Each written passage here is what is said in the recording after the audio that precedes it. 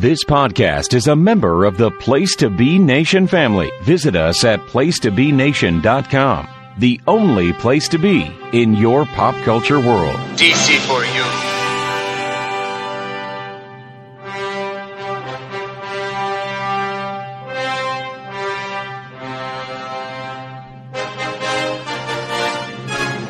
DC4U.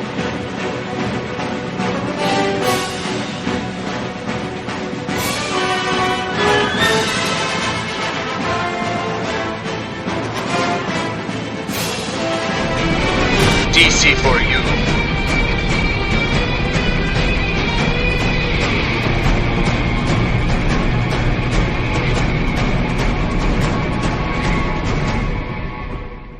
DC4U. Well, Todd, it's been quite a summer already, and you know what summertime means? Yes. It's Comic-Con. It's Comic-Con season, baby. Yes. Summertime, San Diego Comic-Con, people complaining about getting con crud the next day. Like, oh, poor you. You know, that's the kind of thing that makes me feel good about being a miserable shut-in. I have no worries about catching other people's horrible diseases or, you know, having to worry about bumping into someone's very expensive cosplay and being told that I have to now pay for it now that it's broken. Because I am clumsy like that and would totally do that. I'm just such not a Comic-Con person anymore. I used to really like the idea of them, and then I went to a Wizard World Con and felt claustrophobic, and I don't know. I felt like I was missing things. So San Diego Comic-Con was once about the comics, and it hasn't really been about that for 20 years. It's more about the stuff that comes from the comics, the animated universes, the film universes, etc. I mean, it's got something for everyone, and hopefully that translates to comic sales, but it never really seems to. Movies and TV shows don't really seem to do much for the in-store comic sales. They just happen to cause the speculator market to boom for a minute. That's about as far as it goes, but it's exciting every single year, and that's what today's episode is going to be all about. We are wrapping up Comic-Con coverage from this year's San Diego Comic-Con, but you know, Todd, Marvel kind of gobbled up all the major headlines with their Phase 4 announcements. They did, but this isn't Marvel for you. It's no, DC it is not. For you. We're not talking about Marvel. We'll let the hard-traveling fanboys talk about those on the show this week. Yeah, they can totally have that. Like we're not talking Marvel here. We're going to talk about the headlines that a lot of people probably missed, like all the cool DC stuff, because they played it a little low-key this year. Didn't have any like big movie stuff happening. They skipped Hall H entirely. So, they stuck mostly to comic stuff, honestly, and some TV things in there too that were pretty big. I think we'll talk about that a bit later. But I think the first thing that we should mention is that DC's got a couple of big feathers that they can stick in their cap once again, as Tom King was announced as the best comics writer for his work on Batman, Heroes in Crisis, Mr. Miracle, and the Swamp Thing Winter Special. Did they specifically say you won for all these things, or you're just a great writer in general, Tom?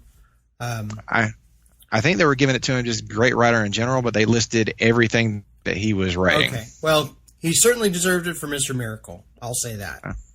Yeah, and I think that's probably the one that he won for most notably, because his cohort on that book, Mitch Gerrits, also won for Best Artist or Best Penciler. Yep. And speaking of those two, they had a big announcement at Comic-Con. What's the name of the book? Strange Adventures is going to be launching. It's an Adam Strange. I'm going to say that it's probably a 12-issue series. I believe it is. I believe I read that. Consistent with Vision and Mr. Miracle.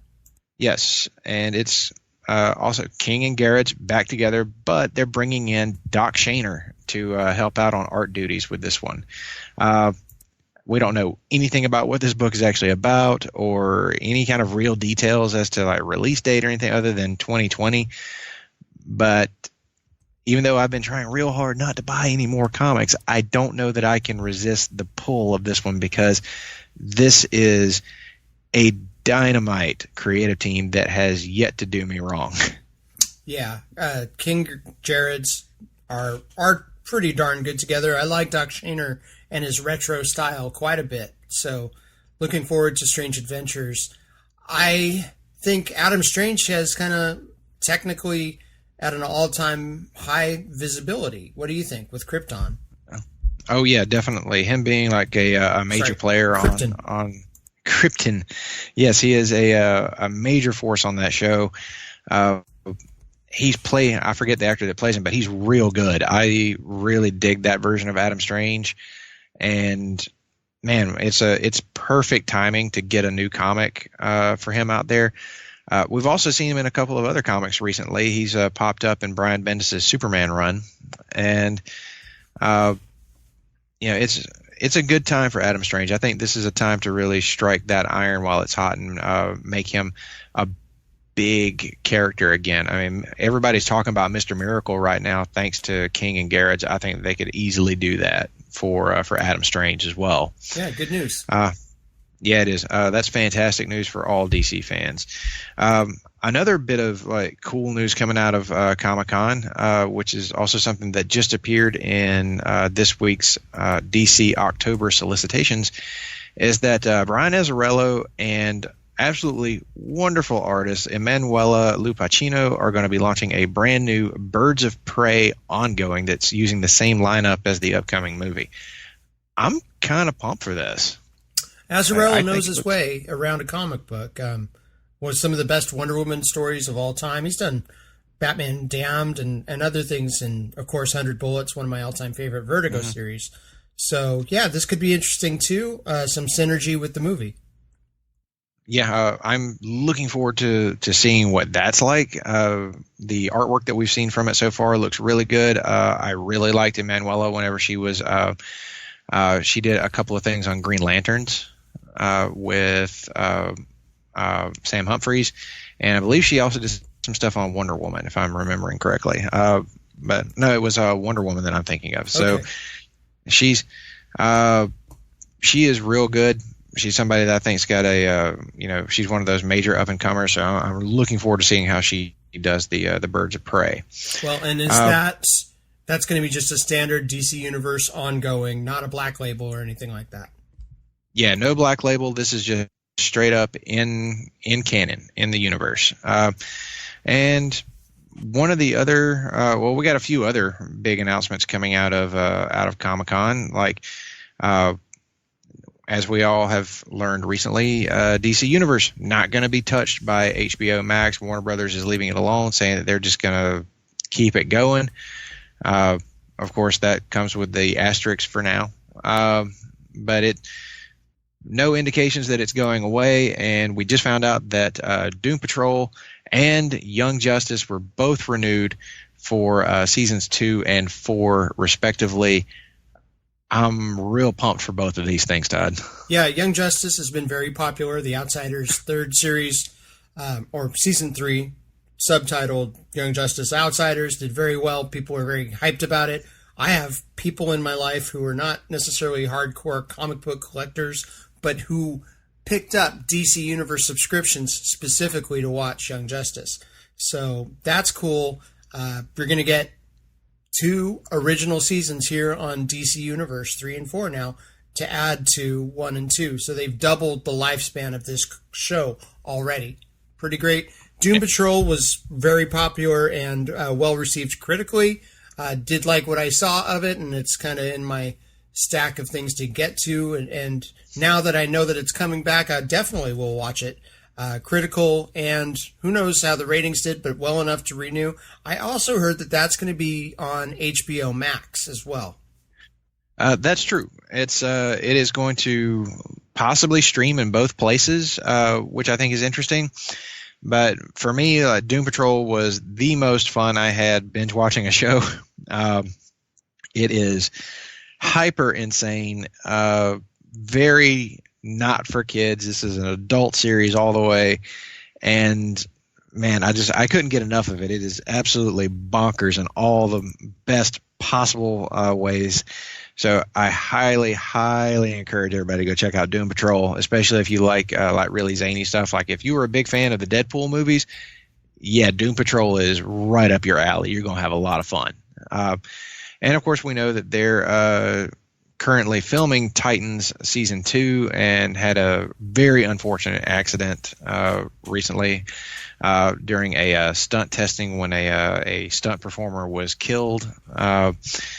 And they shut down production for a little while, of course, but everything seems to be headed. Everybody seems to be headed back to work now. But that was a pretty shocking event. Rumor regarding a September opening or September return date for Titans. I don't know if that's true or not, or if this tragic accident, will affect the debut of season 2. Yeah, I mean, I could see it hitting September, maybe. I think November might be a more realistic date for them to come back. They need a little more lead time to get all the the post-production stuff done. But we'll see. I mean, the good news there is that we know Titans and Doom Patrol are both coming back. Young Justice as well. So good stuff for everybody who's on the DC Universe app right now. In addition to the ever-expanding comics library that just gets better every single week. Every week you get at least 24 more comics dropping. I like that they've got it worked out every year. I mean, it's comics from the previous year. 1 year ago this week, they're on there. So you've got a lot of Bendis Superman already on there, the whole Man of Steel series. Lots of stuff. You could read the beginnings of the Snyder Justice League. There are people that are just, and I'm not blaming them because it's a great thing, they're just going to stop picking up paper subscriptions, weekly pull lists, and wait a year and read it on DCU. It's year goes by pretty fast, I'm finding. It does, and people can't see this, but I'm raising my hand. I'm one of these people who is gradually moving away from the printed comic because DCU is going to fulfill all of those needs for me very soon. But one thing that DCU won't have, but HBO Max will, is all the CW shows. And boy, did they have an announcement or two. We knew that Crisis on Infinite Earths was coming, but then they decided to go ahead and drop a few bombs on us at Comic-Con by announcing that Tyler Hoechlin will be back as Superman, but suiting up as another Superman alongside him is Brandon Routh, a.k.a. Clark Kent Kal-El Superman from that Bryan Singer movie that none of us really like. But we all really like him. So not only is he suiting up as Superman once again, he teased that he's going to be wearing a different suit that looks a little Alex Rossian. A little Kingdom Come might be happening. So, Todd, I don't know about you, but I kind of, I was fanboying pretty hard when he did that little shirt reveal.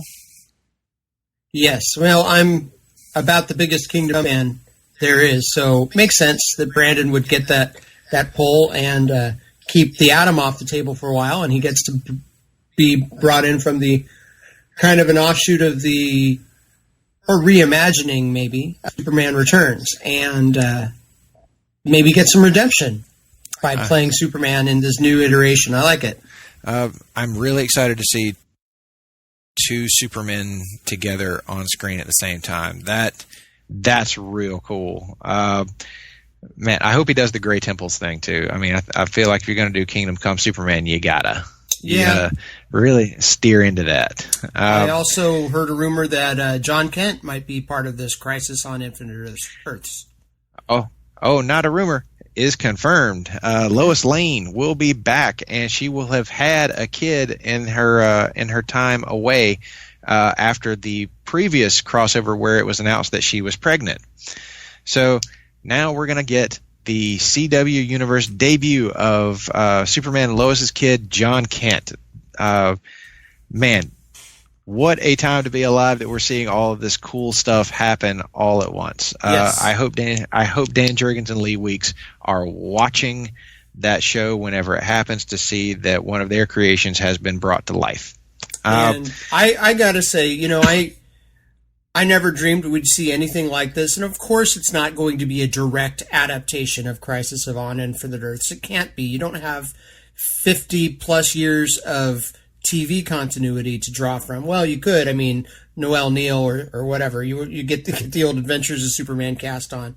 I don't think anybody's alive. But what you do have is kind of that same concept with the DCCW verse. I'm trying to the Arrowverse. There it is. And we're on 8 years of Arrow. So we've got 8 years of history dipping into these other universes. We saw the Flash last year in the Elseworlds crossover from 1990's The Flash. Why not? Why don't we get Gerard Christopher Superboy? Or there's lots of ways we can go. I mean, I know. Terry Hatcher, who's already under contract to CW, why doesn't she come back as older Lois? Or Kingdom Come? Yeah. Oh, Kingdom Come Lois is dead. Never mind. Scratch that. But lots of things they could do. I also heard that Burt Ward from Batman 66 has been cast in this, and that boggles my mind. Nuts. Absolutely nuts that they're going to bring him in. And I was like, they haven't confirmed who he's actually playing. They haven't said anything about that. Please don't suit him up as Robin. Don't do that to poor Burt Ward. Don't do that to him. Uncle Robin. Let's not do that. Now, I would buy him, though, as like Commissioner Dick Grayson or Mayor of Gotham City Dick Grayson, something like that. Like I might buy that if he's still going to be playing that character. If not, we'll just wait and see. We'll see who he's going to be playing as more is being announced. And of course, there are a lot of rumors out there that are still floating around because ever since this whole thing was mentioned, people have been saying that Tom Welling was coming in, that Michael Rosenbaum was going to come back, that Dean Cain was coming back in as well, and none of that has actually been confirmed. The only stuff that's been confirmed is the stuff that we just told you about. Like those things are for sure happening, but I did read something today about Tom Cavanaugh being Pariah as opposed to a Wells, or he was a Wells as the classic character Pariah from Crisis on Infinite Earths, who's doomed to witness each universe as it dies. Now, I'm absolutely down with that. I would if love that to see happens, I would love that. It would be awesome. And as is the case, every time they do one of these crossovers, they manage to keep something under wraps that you don't know is going to happen until the episode has aired. So I am fully expecting some big surprises in the episodes themselves, and it's a 5-hour event, so this is going to be a long one that's going to stretch over the mid-season break. So, oh god, that's going to like emotionally wreck a few of us, I think. And Arrow is ending and leading into Crisis, and I read today that they're segmenting the Flash this year to be pre-Crisis and post-Crisis with kind of a graphic novel format where you're going to have not a season-long arc, but 2 different season-long arcs before Crisis and after Crisis. That makes sense, since the universe that they're inhabiting, you have to imagine it's going to completely change after Crisis on Infinite Earths is over. I mean, you don't do that story and not just completely upend everything in your universe. You kind of have to.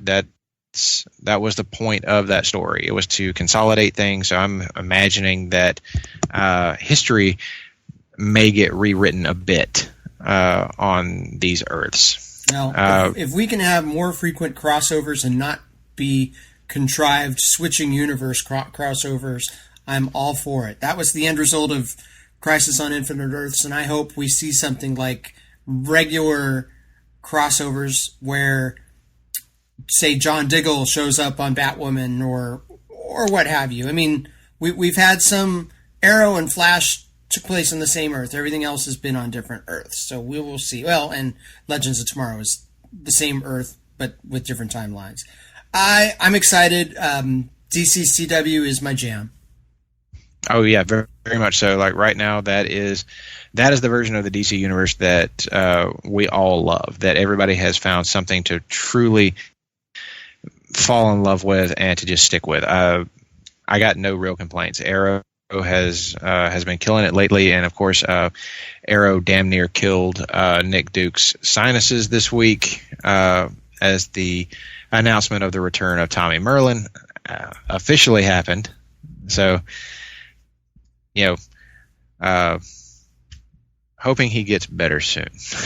Nah, he says he only took it to about a 2. I want Malcolm Merlin back myself. I do too. I would love to see that happen. Oh, now I love Tommy. I can't knock anything there, but I do love me some Malcolm Merlin. He has been missed from this show too. But you know what? It's Crisis on Infinite Earths.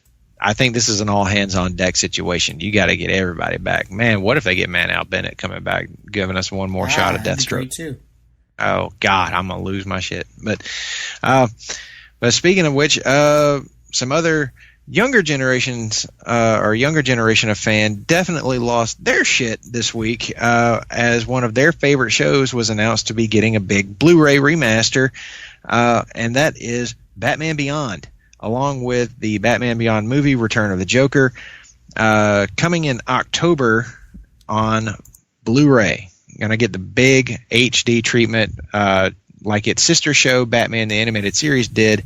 I believe it was last year whenever that happened. So October this year, Batman Beyond getting the big treatment. But you can already watch Batman Beyond on DC Universe. It's just not in HD yet. But DCU decided to tweet out that, hey, starting on August 23rd, season 1 is going to be fully remastered in HD. And I think that likely means that the rest of it will be soon to follow. Yes. So if you're, I'm not the biggest fan, but it is still the Bruce, Tim, and Paul Dini universe, and a very different thing that wasn't tied to any established continuity. I loved that you got to go a lot of different places, play with a lot of pieces of the Batman, and you get a very different Bruce Wayne on that show. So yeah, Terry and Bruce are back. Looking forward to seeing Batman Beyond in full clarity on my 65-inch 4K. your big 65-inch, sir? Wall mounted. Ouch. Oh, that's the way to do it, though, so everyone can just revel in its majesty. Now, speaking of reveling in the majesty, what did you think of that trailer for the Harley Quinn animated series? That was goofy as shit, but I liked it. It was different animation style than I expected. A little rougher, almost. I don't want to say Fritz the Cat or a '70s kind of feel to it, but it was very different. And I saw some of the cast. The gal they have playing Harley is quite a unique individual herself. So I'm looking forward to maybe checking out the pilot when it drops and seeing if it is as batshit crazy as it looks from the trailer. It looks much funnier than I expected too. Same. Like I really liked the little teaser they did. I think it was last Comic-Con. They actually dropped a small tease of just Harley and Poison Ivy. But this was like full footage from the show. Like you were seeing what you were really going to be in for. And man, I love that this is an adult animated series and that they make no bones about that. This is they're just really going for it. They're like, let's make a Harley Quinn series and make it as batshit crazy as we can. And I can't wait for Diedrich Bader to be reprising his role as Batman. Yes, from Brave and the Bold, great Batman. Yeah. He is playing that kind of version of Batman, and from what we understand from the creators of the show is that Superman will also be on the show occasionally, and will be making dad jokes because that's the version of Superman they're going to be playing. And I was thinking, man, this is like the kind of thing that could really get a lot more people to give Superman a chance, just like they did with Aquaman, thanks to Brave and the Bold. Yes, great iteration of the character on that show.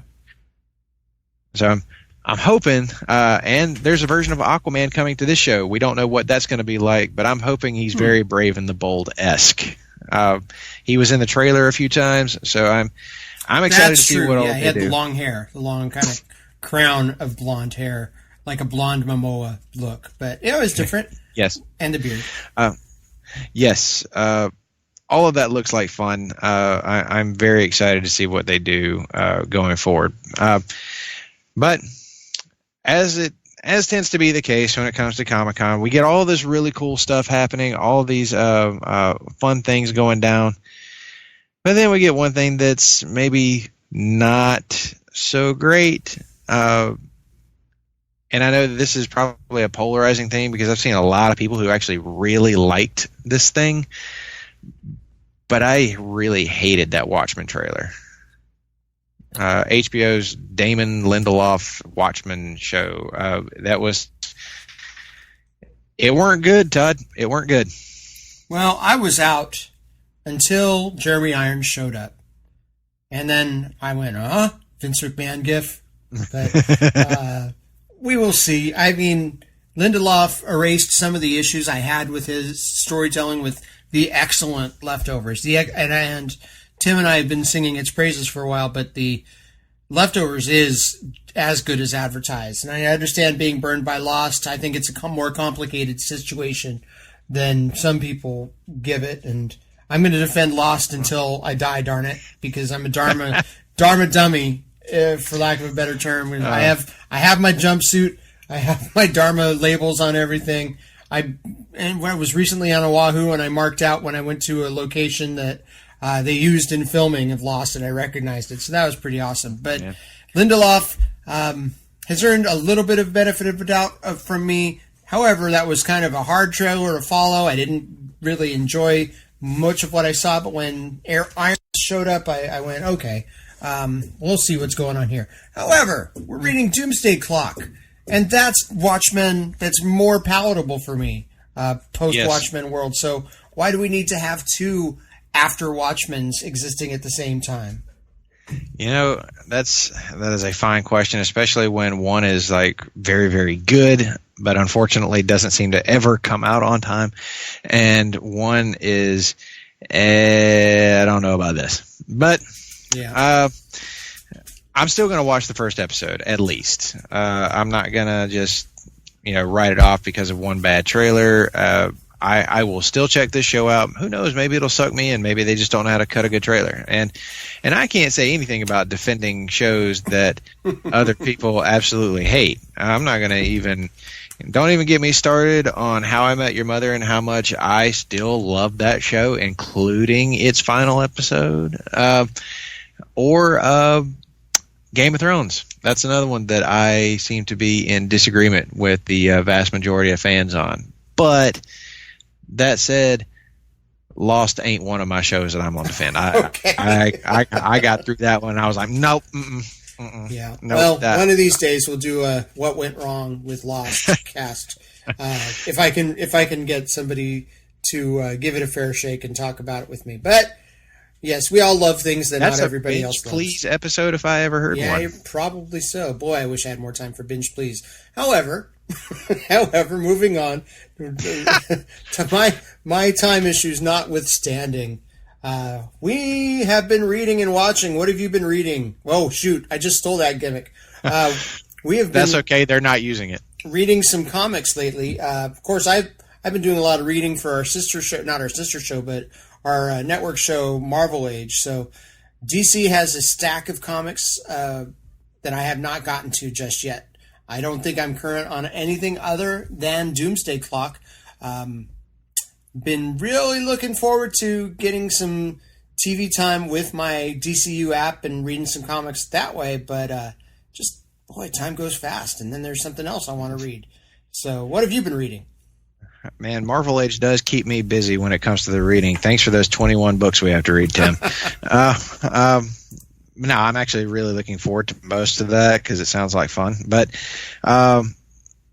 I caught up on a few things for the month of July. I am still not through like all of my books, but that's how it tends to go because I'm like you, Todd. I have trouble finding the time to really sit down and just read all this stuff that I'm buying.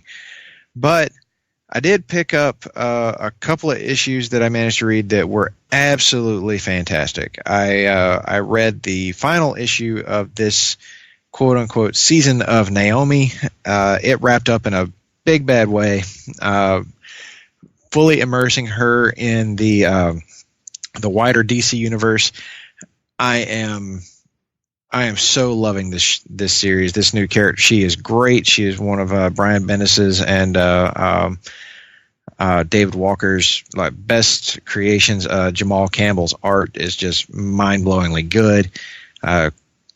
I'm trying to resist real hard, not just buying the next season of that when it happens, but now that we've gotten through her origin story, which was real freaking good, I am looking forward to her joining up with Young Justice, and of course she's going to appear in Action Comics here pretty soon, so that's going to be good stuff. Yeah, anytime there's a new character brought into the fold that has some traction, I'm all for it. And I read the first, I believe, 5 issues of Naomi through the origin reveal, and I have 1 or 2 to go. I believe just 1 to go, and it was great. Yeah, it's just 6.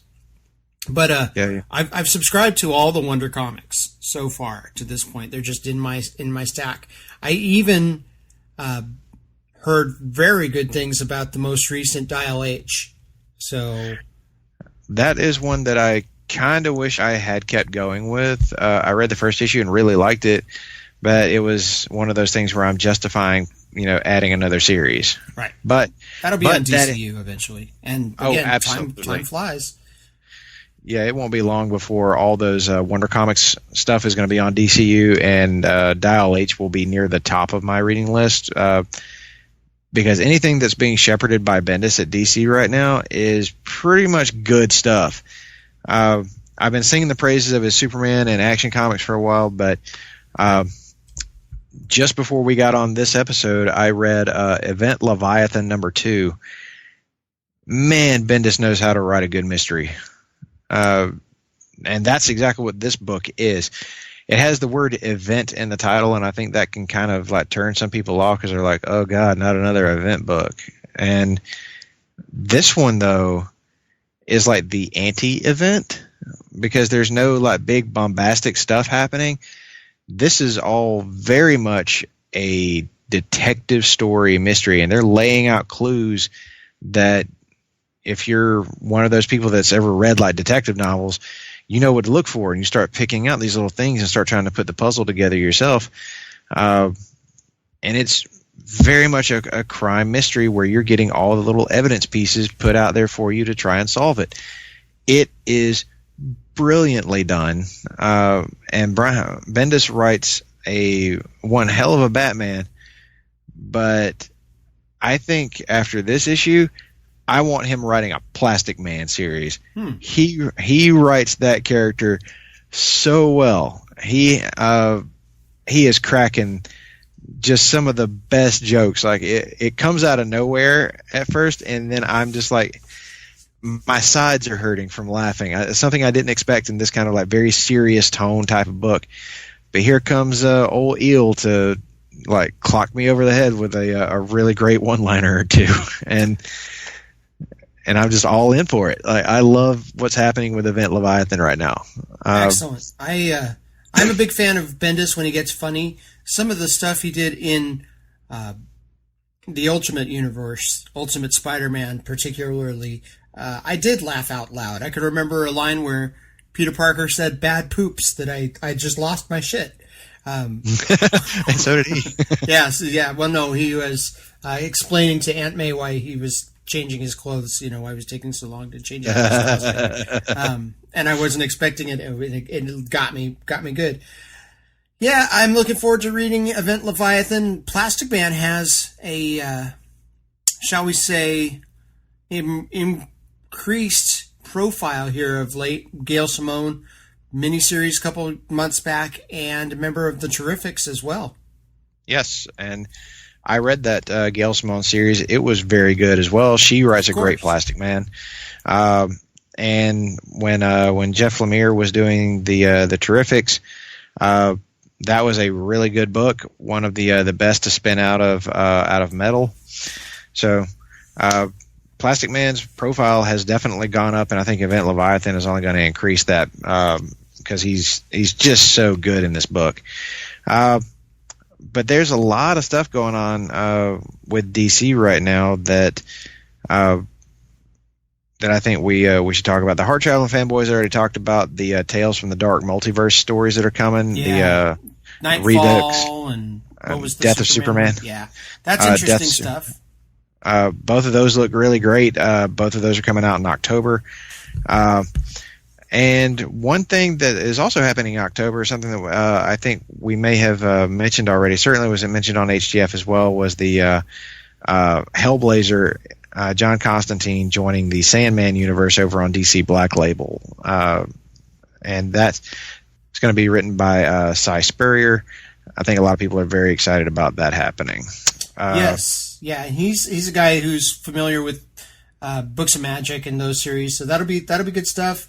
I like it when Constantine is allowed to say the F word, so that's a good thing. And he was in the recent Batman Damned series as well. What does this mean for Justice League Dark? I don't know, but it seems that some of our fears about Vertigo going away have been alleviated with some of these solicitations from Black Label. Absolutely. Black Label continues to expand and become everything that it's trying to become everything that Vertigo used to be from what I'm seeing. So if you were worried about, the content, more so than the name Vertigo, I don't think there's a thing to worry about. Lots of good stuff coming from them. And speaking of like crazy things that sound like they should be in Black Label but aren't, the Batman's Grave from Warren Ellis and Brian Hitch launching on October 9th, a 12-issue maxi series reuniting the Authority team together. Authority, yeah. Authority is one of my all-time favorite books, particularly the team of Ellis and Hitch. I did like the Mark Miller issues with Frank Quitely as well, but Warren Ellis can write. He's one of my all-time favorite writers, very cerebral dude. And to see him get a long-term, well, at least a maxi series of Batman, that's going to be very focused, brainy stuff. I can't wait. Nick and Greg talked about the concept a little bit on last week's HTF, and I'm definitely picking that one up. I cannot wait, and I want to support projects like this, so I'll be buying that fresh from the shop. It'll give me a reason to get out of the house. Now that is one that I will be very curious to read. I'll probably DCU wait that one as well. But that creative team, like I don't know how you can possibly go wrong with it. It looks absolutely fantastic. There's all sorts of other stuff happening over on for DC in the month of October. I think I was looking to see if that new question series from Jeff Lemire was going to be launching that month. But his Joker series with Sorrentino is dropping, and that's going to be. I mean, there's about 15 Joker books going on right now, and we haven't even gotten to the 3 Jokers book that Jeff Johnson teased us with 4 or 5 years ago. But yeah, there are a lot of prestige Joker projects because, well, there's a Joker movie coming out this fall. Yeah, very much so.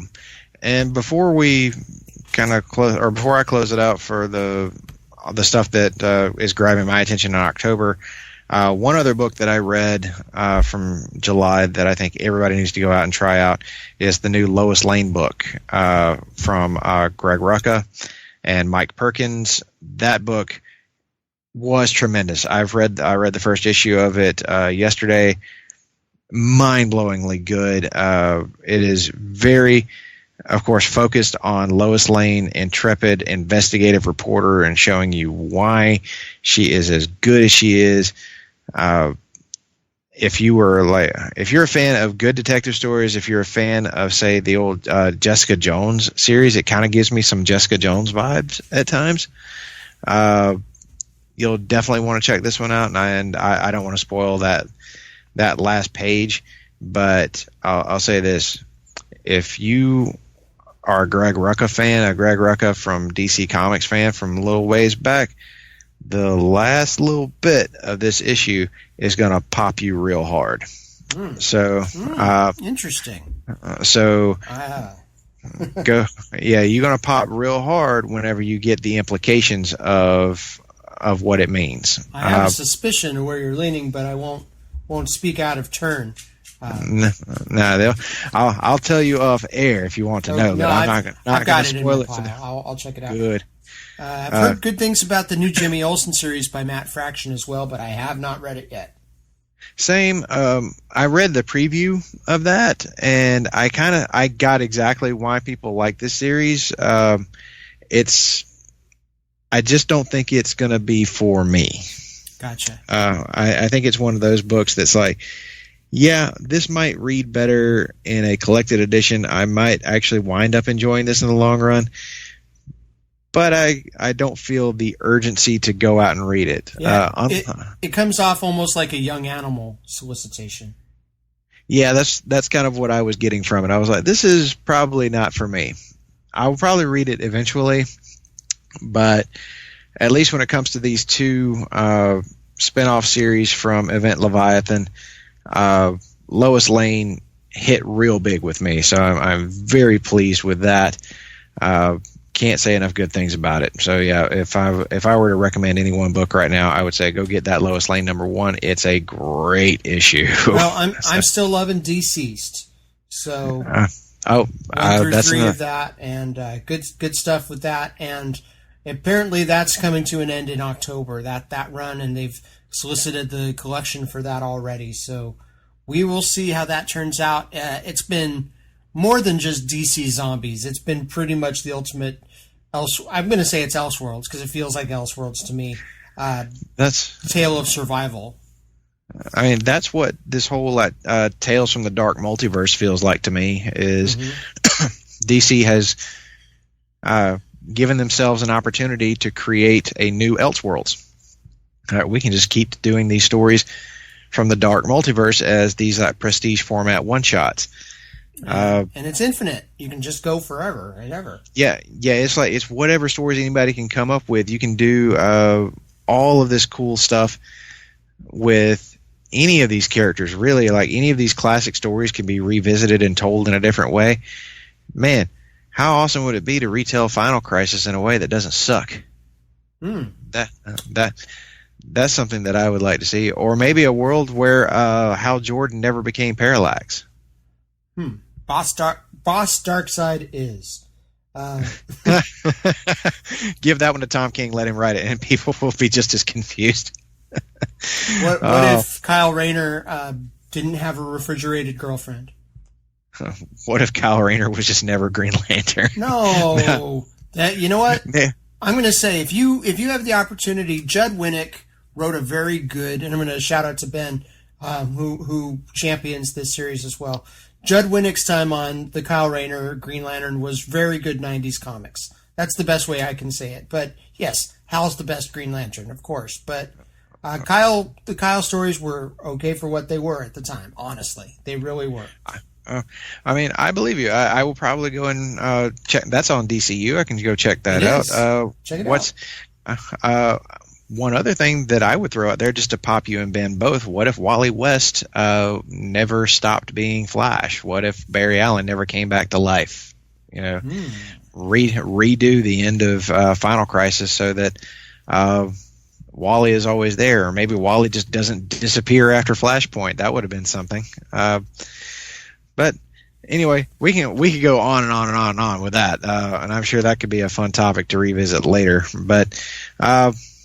But that's going to wrap up our San Diego Comic-Con coverage. For this month's current events.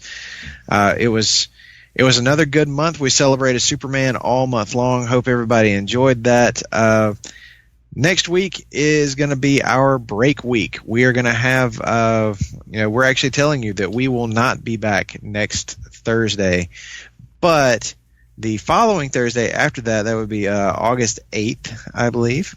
Yes. We will be back kicking off Justice League month. All of August is going to be dedicated to DC's premier super team.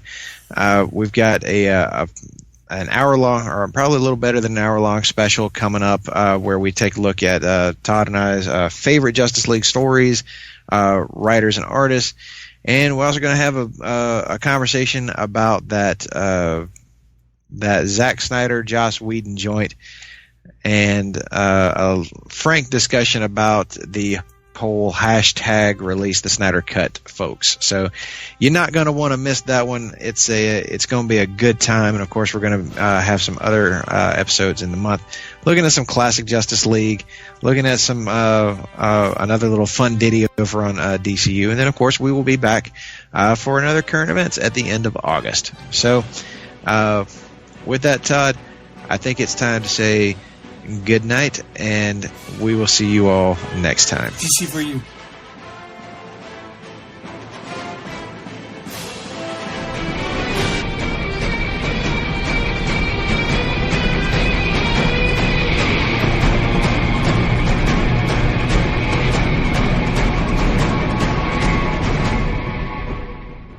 DC4U. Promotional consideration paid for by the following. Place to Be Nations, JT Rosero and Chad Campbell here. We want to let you know that we have over 24 podcasts available on iTunes, Stitcher, Google Play, and PlaceToBeNation.com. We now offer them to you on 2 great feeds. On the Place to Be Nation Wrestling feed, we dive into topics running the gamut from today's WWE to the glory days of yesteryear and the ins and outs of the territory days. In addition to our full-length shows, we also deliver to you special pod blasts on topics old and new. The Place to Be Nation Pop feed is a veritable treasure trove of great content, offering tremendous shows covering the land of movies, television, life, comics, and sports, brought to you by the most knowledgeable and insightful folks in the podcast world. You can find all these great shows, plus archives of our past podcasts from over the past 8 years as well by subscribing to both feeds on iTunes. And while you're there, be sure to rate and leave feedback as well. All of these shows, plus others, available on PlaceToBeNation.com, where we cover pro wrestling, sports, movies, comics, plus in-depth stretch projects, and much more. Be sure to support our site by using www.PlaceToBeNation.com/Amazon when doing your online shopping. We want to thank our friends at Boneheads Wing Bar, ProWrestlingOnly.com, and TheHistoryOfWrestling.com as well. Be sure to follow us on Facebook, Twitter, Instagram, and Tumblr. PlaceToBeNation.com, the only place to be in your pop culture world.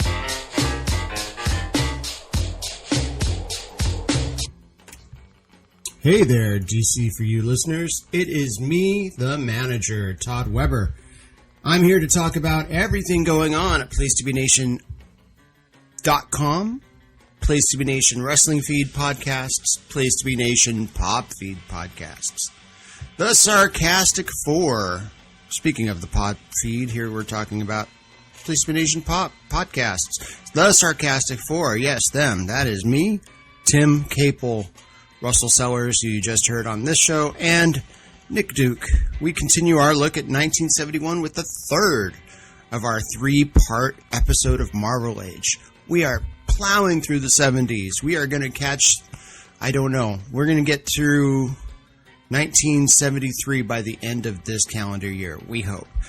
On the 9th episode of Laugh-In Theater, Andy is joined by the 40-year-old virgin himself, J. Arsenio D'Amato, to do a live watch of that movie. On the 31st episode of Songs with Friends with Benefits, Steve and Kelly talk about Gin Blossoms and DMX.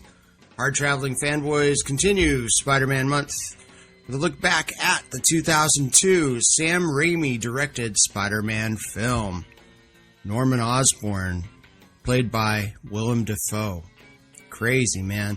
Last week, this show, DC4U, we talked about Lois and Clark, The New Adventures of Superman.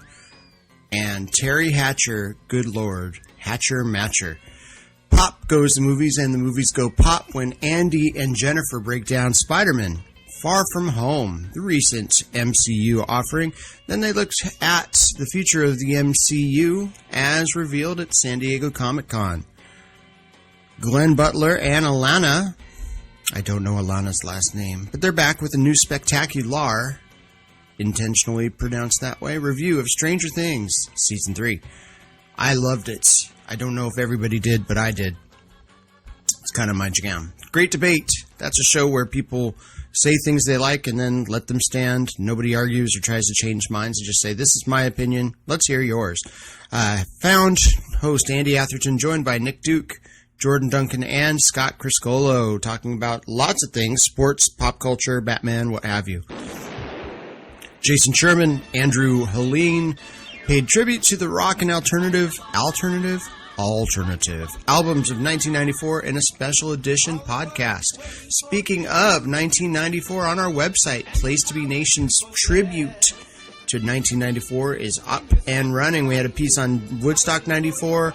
JT looks back at Bob Backlund challenging Bret Hart on Superstars back in 1994. Wow. Greatest Song of the 80s tournament is a thing where we have almost 600 songs pitted head to head. We are winding our way down. We will get through it by the time Sarcastic 4 gets to 1973, I think. 6 polls a day posted. You can get in on it by liking and searching for on Facebook. Facebook is the thing you may have heard of. Place to Be Nation, PTBN's Greatest Song of the 80s tournament. Like the page, we have 6 daily polls. Over on the Place to Be Nation wrestling feed, Ben and welcomes indie wrestler Jaden Newman to his show, Row 1, Seat 1. We also had a same night review of Extreme Rules 2019 WWE WWE pay-per-view. No Holds Barred is back. Aaron and JT return with a greatest WWE wrestler, greatest WWE project, pay-per-view, TV match ever focused episode. That's a good show. Aaron and JT, kind of like good friends from America and Canada. I'm tired. In the latest episode of the Place to Be Nation podcast, that self-same JT Rosero and Scott Criscolo had Tim Slumka on, and they talked about WWF MSG House Show from October 1989. I have never been to New York, nor have I attended a show at Madison Square Garden. It is on my bucket list. We also had a brand new episode, actually a brand new show. We had a pilot episode for this brand new show. It's an ECW-focused podcast. It's entitled PTBN Extreme 3-Way Dance. Hosts JT Rosero, there's that name again. Jennifer Smith, there's that name again. And John D'Amato, there's that name again. They review the concept of the show and what's to come. We have on Place to Be Nation, there's something great every Wednesday. It's the weekly walk around the World Wide Web. It's where Glenn Butler puts a bunch of links up and they're all kind of interesting. So it's a great way to spend time during work if you just are there and you're waiting for the next project to finish. Check out our social media pages and message board at www.bigelow34.proboards.com for information on joining our GWWE pay-per-view and TV match ever project. Get yourself in on the conversation today. Start researching your lists. Weber out.